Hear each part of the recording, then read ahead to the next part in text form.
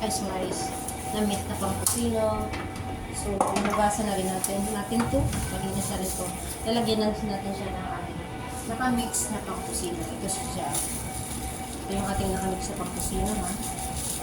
Inilagay natin na may ano to, ha, may measurement to, guys. Kaya hindi siya pwedeng magsobra o hindi siya pwedeng magkulang kasi may iba yung lasa. So, ayan. I-mix na natin siya. I-mix na natin yan. Ayan, muna natin siyang matunaw dyan. Tapos, lalagyan natin yan ng Sprite. Pag natunaw na siya, lalagyan natin siya ng Sprite. Ay, pwede na rin ipatunaw dyan yung Sprite. Ayan. Tapos, mamaya, i-repack na natin. I-packing na tayo mamaya. Kaya, kailangan siyang matunaw ang ating mixture ng kusina.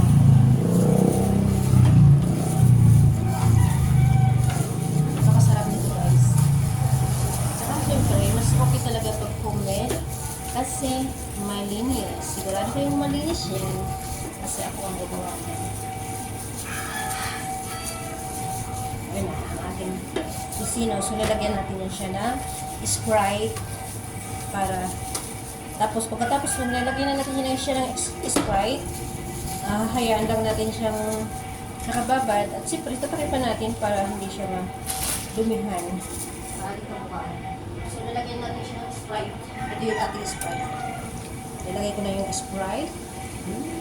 Yummy. Ito yung, ang Sprite kasi nakakatulong yun para lumambot yung meat. Para lumambot, lalong lumambot yung meat. Kaya kailangan niya ng Sprite.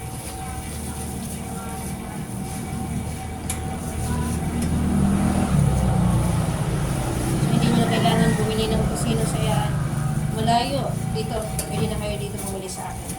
Nandito na sa CW and DJ Meat Shop. Ang ating third video ay kung paano natin yung repacking naman tayo sa ating third video, guys, ha? Ayan. So, lalagyan ko yan ng takip.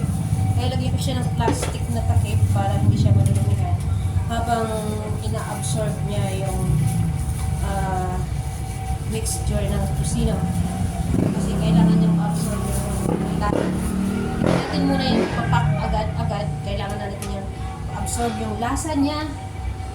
Ang lasa ng ating kusino. Ayan. Kailangan ma-absorb ang lasa ng ating kusino. Kaya, ihahayaan muna natin siya yung ganyan dyan. At takipan natin siya ng plastic. Tatakipan natin siya ng plastic para hindi siya dapuan ng kung anong man. Yan. Yan. Mamaya, i-ano natin yan. I-repack naman. Sa-repacking naman. Yan. Yan, ha. Ang ating pork kusino. Thank you so much for watching.